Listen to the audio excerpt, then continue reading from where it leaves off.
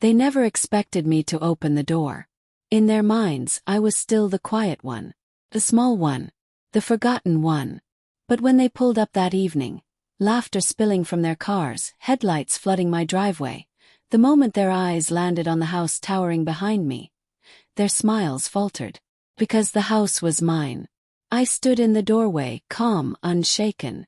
"After 10 years of excluding me from your reunions," I said, my voice sharp as glass, "you thought you could host one in my house?" The silence that followed was louder than their laughter had ever been. It hadn't started here. Started 10 years ago. The family reunion had always been tradition.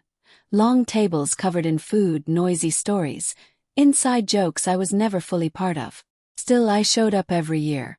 Tried. Until the year the invitation never came. I thought it was an oversight. A mistake. I asked my mother, Margaret, about it. Her reply still burns in my memory. "It's simpler without you. You don't fit in. Don't take it personally." Simpler. That word sliced me open. I was their inconvenience, their embarrassment. The quiet one who didn't gossip, didn't sparkle, didn't bow to their hierarchy. The years rolled by. 10 reunions without me. Photos online. Everyone smiling, arms around each other, like I had never even existed. I should have broken. But instead I hardened. While they laughed without me, I worked. While they spent money on status, I saved. Every insult was fuel. Every exclusion, a brick in the walls I was building. Walls that, one day, would become a house none of them could touch. They called me stingy. They called me boring. They called me antisocial. But I was following a blueprint. And when my house was finally complete, I invited no one. No housewarming, no visits. It was mine.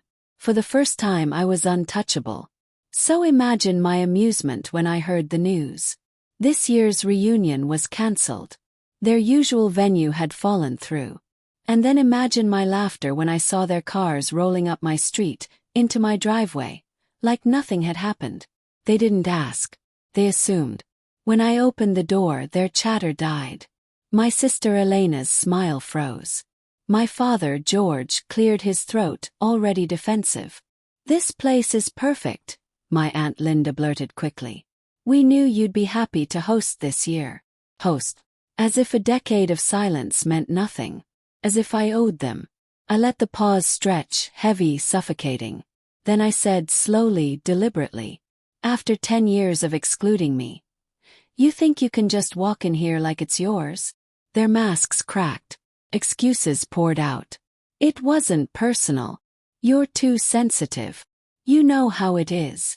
We didn't think you'd enjoy it." Deflections. I had heard them all before.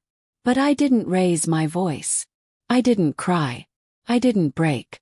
Instead I smiled. Cold. Controlled. "This house," I told them, "was built on every year you left me out. Every insult.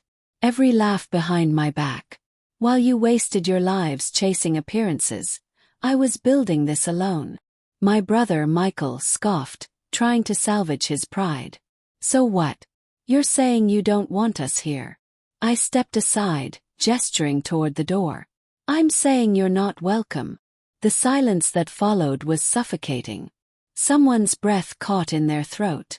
And then my mother, the same woman who once told me life was simpler without me, whispered, "But we're family." I looked her in the eye. Family doesn't erase you for a decade and only come back when it's convenient. Her face crumbled. My father looked away. My siblings shifted like children caught in a lie. And then, with a quiet click, I closed the door. That night, I poured myself a glass of wine, sat by the window, and watched their cars pull away one by one. No guilt. Only peace. For years, they painted me as the outcast, the weak link, the unwanted shadow. But the shadow had outgrown them. The shadow had built something they could never claim.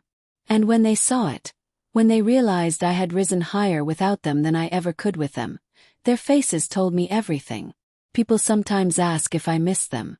The answer is simple. You can't miss what was never real. Blood isn't family. Respect is family. And they never gave me that. So when they tried to show up at my new house, expecting my hospitality, And I said those words. After 10 years of excluding me, you thought you'd host one in my house. That wasn't bitterness. That was closure.